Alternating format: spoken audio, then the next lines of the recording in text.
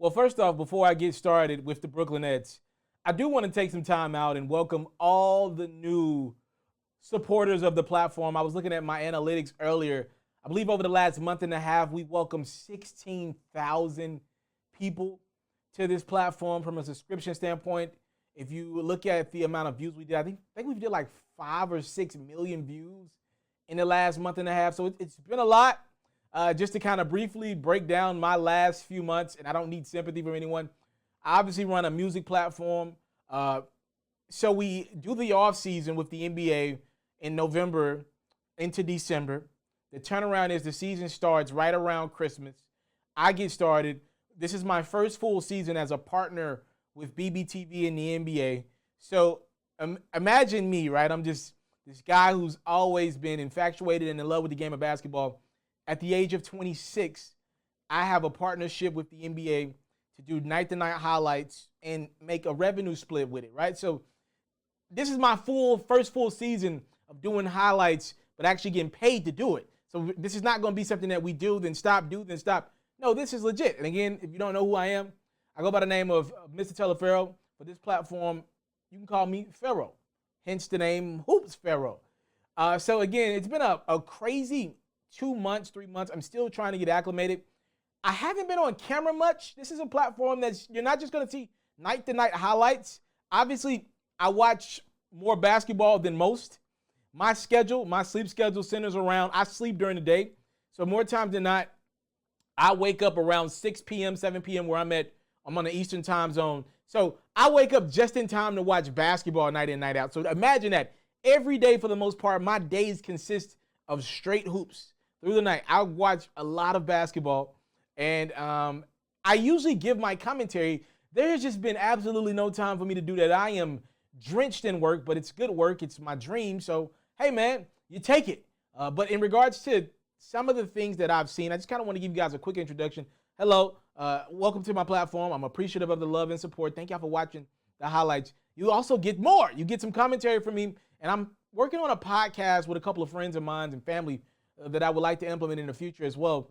But for now, I want to kind of catch you guys up on some videos and some stuff that I've seen a couple months into the season. What are we, around 25 games in? Somewhere around there. The Brooklyn Nets. Obviously, we knew coming into this year with Kevin Durant coming off of Achilles surgery and Kyrie Irving, who's been banged up pretty much the most of the last 3 or 4 years, especially in Boston. That last year was not great. And then you turn around in Brooklyn, and he's injured again. And now we got Kevin Durant in the mix. It's, can Kyrie Irving stay healthy? Can Kevin Durant bounce back from Achilles surgery? Then you throw in the fact that Kyrie Irving opts to sit out, around 5 or 6 games into the season. And now it's just Kevin Durant and Karis LeVert. And then the Nets panic and they say, no. We respect that Kyrie Irving's got some mental things he's dealing with. And he's obviously very invested in his community and politically tied. No, we're not going to just play this game with KD by himself. We got KD dead in his prime, coming off Achilles surgery. He looks great. We want to maximize his opportunity. Let's go get James Harden. Whatever KD decides to do, we'll figure that out. Or excuse me, whatever Kyrie decides to do, we'll figure that out down the line. But let's go get another all-star talent. And to me, that's when Kyrie Irving looks and says, oh, whoa. I'm still here. I needed a break, but I'm still here. So now you implement this big three in Brooklyn. And I have to be honest with you guys. The Nets are a lot better than what I thought they'd be out the gate. Understand this. I have nothing against TV personalities that you might listen to day in, day out. The Shannon Sharps of the world, the Skip Bayless of the world. I actually used to work with Skip Bayless. The Stephen A's of the world. I used to work with him at ESPN as well. And a multitude of other personalities that you might consume, podcasts that you might consume. Have no problem with a lot of these guys. But let's call a spade a spade. They're TV personalities before anything else. Their job is to entertain you. No matter what network they work for, I guarantee you there's the word entertainment somewhere in that company's description. With me, my first, and to be honest with you, my only job is to report and analyze. And I don't have any ties. I'm obviously a diehard Lakers fan, but I know how to turn that off at this point in my life to tell you guys what I unbiasedly think. And I came into this Brooklyn Nets experiment thinking that it'd be tough out the gate. They'd win some regular season games, but I wouldn't consider them a team that could really make some serious noise in the playoffs, despite having 3 guys that can go out and get you 40 on any given night. Not taking anything away from those guys' talents, but for me, I thought to myself, Harden has had a hard time coming off the ball. The last decade he's been in Houston. Kyrie Irving, you don't know what you're getting from him night in, night out. And Kevin Durant is coming off of Achilles surgery. That's the only concern I had about KD. His game has always been there. And I will say this, the one small concern was, can he be the leader of a team? I will admit that, but not big concerns with Kevin Durant. He's a multi-time champion. I have to be honest. So far, so great. Not so good, so great. And I know they blew that game in Washington the other night. That was a fluke. And they just beat the Clippers, which I thought was a fantastic win, and which Kevin Durant goes 11 of 13 from the field. Kyrie Irving goes for 39 points, and James Harden notches you a triple-double. All right, let's put everything in perspective here. They've only been together for a few weeks. You think about how much basketball KD and Kyrie really played in the last year or two. KD ain't really balled that much in the last couple years. Okay, they're like the best team in the East today.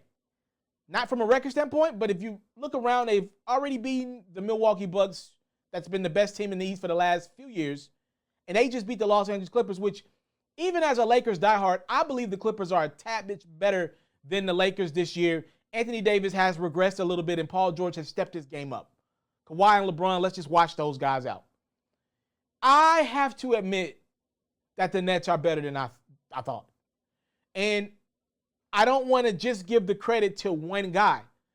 I believe all 3 guys have sacrificed a lot to make this thing work. I want to start with Kevin Durant. To be honest with you, Kevin Durant is the best player on that team because he's the most unguardable. I know Kyrie Irving can go out and get you 40, 50 any given night, so can Harden, but they can also have nights where they shoot 8 for 40, right? That's very possible. Typically, Kevin Durant's not going to shoot that poorly from the field. He's a very efficient guy at his size. The fact that he plays on the perimeter, he's still really efficient. And I've watched Durant, late game scenarios this year, come off of the basketball. And it's not the same like how I saw in Golden State. When he was with the Warriors, when he didn't take the last shot, you see that frustration on his face. I'm looking at a more patient Durant, a man. And I probably wouldn't have said that to you 2 years ago about KD. I'm looking at a man that's been through some stuff, that just wants to play basketball. He just want to hoop. He just want to win. That's all that matters. I'm watching him late games, and I'm watching him defer to Kyrie. Even before they got Harden, he had no problems deferring to Kyrie. He wasn't mad that they lost. He's like, I understand this process. I'm watching him even now defer to Harden in late game scenarios, for good or for bad. In my estimations, if you got Durant on the court, I don't care who else you got on the court. In the history of this game, I want him having the basketball. I don't care if Mike's on the court, Kobe's on the court, Bron's on the court. I want that guy having the basketball. He can literally get a shot off no matter who's guarding him. But he understands that he needs help. That it's a very difficult. First off, you can't guard Kevin Durant as is, but teams can find ways to double him late in games. That's happened throughout his career. That's not going to happen at this point. If Harden is a viable threat down the stretch, or if Kyrie's a viable threat down the stretch, you gotta pay attention to them, which means KD's gonna have single coverage and he can do damage late in games. So KD's made a sacrifice. Kyrie Irving. Say what you want about Kyrie. I think he's came back and made a sacrifice. Look, here's what I believe. And I said this previously in this video. I think Kyrie thought he had the Nets wrapped around his finger. If you listen to some of the things that he said last offseason, going into the season, how he didn't feel like the Brooklyn Nets needed a head coach. Remember when he was on the IG Live with KD? Maybe you didn't hear this audio, but Kyrie was playing around. He got into a conversation about getting some post-ups every game. And KD was like, look, I promised you like 2 post-ups a game. That's all you getting, right? But again, some of the comments, even making a comment about Bron and how he felt like this is the first time he's got a guy who can make any shot on the court. I just felt like Kyrie was feeling himself a little bit, and that happens. He's a multi-million. He's up. Kyrie's up. He's got a great shoe. All that good stuff. He's an NBA champion. Whatever. I feel like Kyrie came into this season. He's got his friend KD playing with him. I feel like he thought he had the Nets wrapped around his finger. And he sat out those games. And I'm not even going to get into the conversation of, why he sat out. Obviously, he was not happy at how the storm of the Capitol went. And he needed some time away. And look, would I have done that to my team, especially with KD coming off of surgery? No. But I'm not Kyrie Irving. I don't even know if I can even get into his world because I'm not a multi-time All-Star, right? He needed a break. And look, I didn't like it, but I respect what a man, look, if he say he wasn't there mentally, it is what it is. What can we do about that? But what I believe post that, when the Nets opted to make the trade for Harden, I don't think Kyrie was necessarily threatened by Caris LeVert. And I actually think LeVert's a phenomenal basketball player. I was just the guy saying I thought KD would want to play basketball with LeVert over Harden, or should want to play basketball with LeVert over Harden today. I was wrong about that. I'm looking at Kyrie, and since Harden has been there, his game has went to the next level. But even like just his intensity level has went to the next level. Like, he's super engaged and locked in right now. And I believe part of that is in life, we don't like feeling like our spot is being taken by someone else, somebody who's comparable. See, it's one thing if my girl cheats on me with somebody who's lesser than me, right? At the back of my mind, I can always make jokes with my homies. She got that loser. I got more money than him. I'm better than him. But we have to admit, when there's somebody who's comparable to you, or maybe even better than you, when your girlfriend or your wife cheats up, when your man or your husband, when he cheats up, that's when you're like, ooh, man, that ain't gonna work out. You just like crossing your fingers that they don't work out. But in the back of your mind, you like, damn, all right, it is what it is. I wish them nothing but the best. Because in the back of your mind, it's like, man, that's a great catch. He's a lot better guy than me. I ain't got the six-pack like him. So there are things that we play that game, right, in life. That is a real thing, right? And I think Kyrie Irving looked over at the Nets, and they promptly made that move for Harden early into the season. And Kyrie was like, wait. Y'all not going to wait on me? Y'all going to really go move on from me like now? I'm going to be back. I just took a break. I just needed like a couple weeks of a break. The Nets were like, yeah, take your time, man. But they meant it. They said take your time and meant it. And they were prepared to go forward with just Harden and KD for a while until Kyrie got it together. But I think that was like, all right, Kyrie had to kind of realize, okay, maybe leaving the team a few weeks into the season is probably not the best move. I probably need to be around because I don't want this guy Harden thinking he's the two. I'm the two. Or maybe I'm the one. I don't want to be away from the household too long and somebody comes in and takes my bed. Right? So I think that was what Kyrie kind of encapsulated and thought of, and he got back, and he's been balling. And the last person I want to give credit to, and y'all know on this platform, you haven't heard this, oh my God, a video where we're giving Kyrie and Harden the credit in the same video. I want to give credit to James Harden. Look, James Harden is running away with the assist lead in the NBA. He's the leader in assists per game, and nobody else is in double digits right now. He's running away with that. He's going to average the most assists in the league. He's clearly made a conscious effort to be a guy that's going to lead the league in assists now, and he's been their primary ball handler. And Kyrie's actually been, though he's smaller than Harden, he's really been the two, if you think about it that way. But you can't guard. You can't put a two on. You can't put a one on Harden, because you got to still put some body on him, because he'll blow right past a one, and he's still a strong dude. He'll body you at the rim. So you gotta. It's a tough matchup any given night, guarding or trying to play against the Nets with the way they run Harden at the one and Kai at the two. Harden has made a lot of sacrifices, and I gotta be honest about that. Harden, for the first time in a decade, for me, I'm enjoying watching him play basketball. I did not like watching James Harden play basketball in Houston. And y'all know I'm really respectful of the game, the people who play this game. I'm not one of those guys who talks on camera like I know everything and never played a meaningful minute of basketball in my life. I don't come on here and act like I'm better than any athlete, because I've played against NBA players multiple times in my life. Trust and believe, you get in a gym, an open gym with them, they're not missing. Pretty much any NBA player, pretty much any overseas player, they're not missing. All right? I got the ultimate respect for athletes and sports. That's why I love it. And I have to be honest with you. Harden is the one athlete over the last decade. I have not enjoyed watching Harden play basketball in Houston.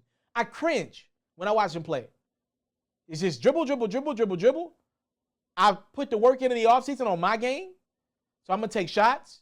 He literally plays like a guy that goes to the strip club every other night, but is just super talented. And that literally, allegedly, is his life or was his life. And for me, I ain't feeling that. Too many things I could put together to call that brother selfish. And that's a bad narrative to have on your career. Now, to be fair, it took Harden being a third option to get to this point where he's feeling comfortable getting off the ball or, passing the rock. You playing with Kevin Durant and Kyrie Irving. It ain't that damn hard. But I want to give that brother a lot of credit today. So for me, over the last 5, 6 years, Russell Westbrook has led this league in assists. And for me, it's not organic assists. And what do you mean by that? Like, Russ will pass the ball, but I'm passing the ball because I have nowhere else to go. Let me drop it down to Steven Adams. Let me drop it down to whomever, right? Let me pass to Clint Capella, whomever I'm playing with. I have nowhere else to go. But James Harden this year, he's actually making organic assists. Not I got to pass it. I actually want to get Kyrie the ball. I want to get KD the ball. Again, it's much easier when you got KD to your left and Kyrie to your right. But I have to give that brother credit. He is clearly committed to being a facilitator. And that was my biggest question. Would he be willing to not take 30 bad shots? A lot of people are concerned about who takes the last shot for the Nets late in games. I was the one guy that told y'all I'm actually not that concerned about that one. Harden doesn't want to take late game shots in meaningful, I'm talking about in the playoffs, with all the marbles on the line. He don't want to do that. That's never been his game. He wants to give Kyrie and KD the ball. Two guys that love taking late game shots. Don't worry about that. For me, it was about the regular season against the Clippers on a Tuesday night, against the Wizards on a Sunday night. Is he comfortable with coming off the ball late in games or throughout a game then? Because he'll take a lot of shots when the stakes are not at the highest. And I'm watching this brother come off the ball, make the right plays, understand the moments when he needs to get going, but also when Kyrie needs to get going. When it's not his night, it's KD's night. He's doing it. And the turnovers are starting to come down over the last few games, which is a big deal. I mean, this dude has been as great a scorer he's been over the last decade. He's been a turnover machine. They are coming down. He's being more conscious with the basketball. The more he plays that point guard, that's only going to get better. That role on that team. Give a lot of credit to Harden and his big three. Look, at the end of the day, they're going to be judged by championships when you got that much talent on the court. And obviously, they haven't had a lot of adversity yet. It's easy to love each other when you win in basketball game. Everybody loves to win when you're in sport. But what happens if the Nets don't win a championship in their first year together as currently constructed? How will that team bounce back the next year when somebody misses a shot and you're down 2-1 in the playoff series? How will that team bounce back? We will see. That's when the real adversity comes their way. But so far, a lot better than I thought, and I even have to admit that.